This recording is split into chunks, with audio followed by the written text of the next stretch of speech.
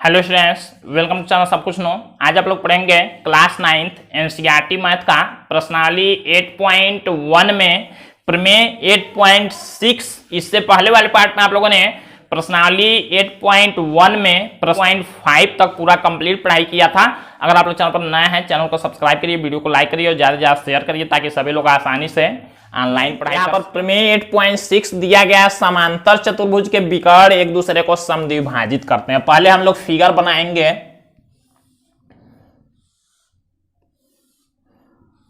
मान लीजिए ये हो गया ABCD, एक समांतर चतुर्भुज है।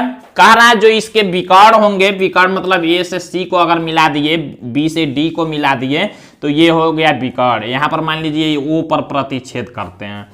कह रहा है कि समांतर चतुर्भुज के विकर्ण एक दूसरे को समद्विभाजित करते हैं। समद्विभाजित का मतलब होता है दो बराबर भागों में बांटते हैं। इसका मतलब ये इसके बराबर होगा, ये कह रहा है, और ये इसके बराबर होगा, ये कह रहा है। तो इसके लिए हम लोग क्या कर सकते हैं, या तो इस त्रिभुज को इसके सर्वांग दिखा दें तो हम लोग कह सकते हैं ये इसके बराबर, ये इसके बराबर है। या तो हम लोग इस त्रिभुज को इसके बराबर दिखा दें सर्वांग।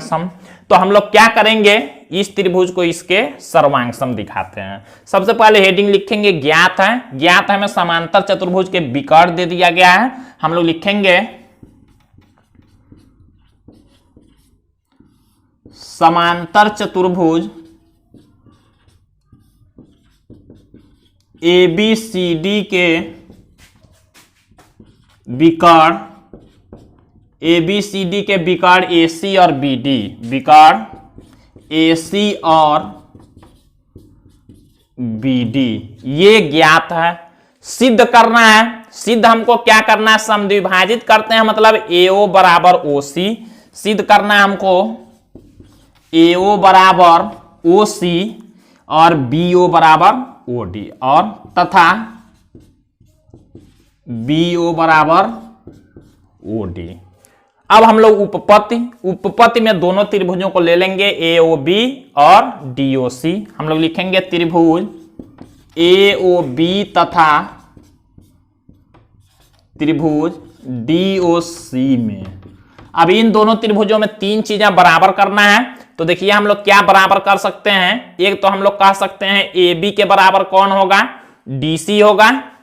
और एक हम लोग बराबर कर सकते हैं, ये देखिए ये कोण इसके बराबर होगा शीर्षाभिमुख के वजह से। और एक हम लोगों को कोई और बराबर करना है तो हम लोग ये भी कर सकते हैं। देखिए जब समांतर चतुर्भुज दे दिया गया है तो ये कोण बराबर होगा इसके और एकांतर कोण के कारण, और देखिए एकांतर कोण होगा इसका, ये वाला कोण जो होगा इसका एकांतर कोण होगा। तो एक तो ये बराबर हो जाएगा, फिर एक ये बराबर हो जाएगा, और फिर हम लोग एक क्या कह सकते हैं, कोण ही बराबर कर सकते हैं। या तो ये भुजा कर सकते हैं या तो कोण बराबर कर सकते हैं।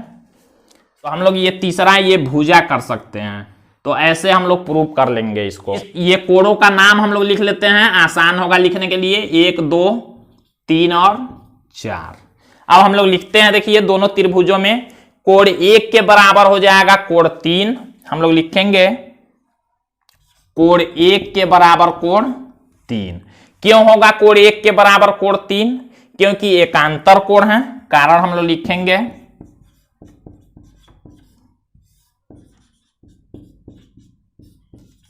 एकांतर कोण। फिर हम लोग लिख सकते हैं कोण 2 के बराबर कोण 4, ये भी एकांतर कोण होगा। कोण 2 के बराबर कोण 4, ये भी सेम यही ऊपर वाला लिख लेंगे, एकांतर कोण होगा। और देखिए तीसरा ये भुजा AB के बराबर हो जाएगा DC, क्योंकि समांतर चतुर्भुज की सम्मुख भुजाएं बराबर होती हैं। तो हम लोग लिखेंगे AB के बराबर देखिए कौन होगा, DC। लिखेंगे क्या, समांतर चतुर्भुज की सम्मुख भुजाएं। समांतर चतुर्भुज की सम्मुख भुजाएं बराबर होती हैं। जब तीन चीजें बराबर हो गई तो हम लोग कह सकते हैं, इसलिए त्रिभुज AOB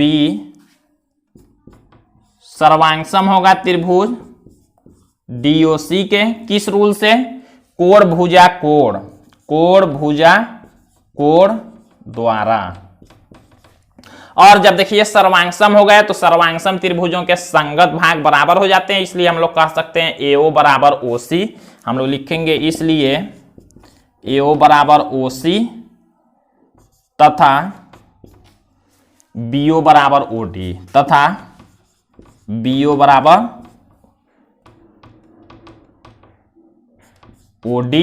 कारण यहां दोनों का सेम लिखेंगे, दोनों का कारण लिखेंगे CP CT द्वारा।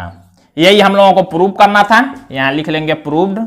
या आगे इसके बाद ये भी लिख सकते हैं कि समांतर चतुर्भुज के विकर्ण एक दूसरे को समद्विभाजित करते हैं। इस तरह से आप लोगों को प्रूव करना है। बाकी बचे हुए प्रमेय आप लोग अगले पार्ट में देखेंगे। तो आज के लिए बस इतना ही।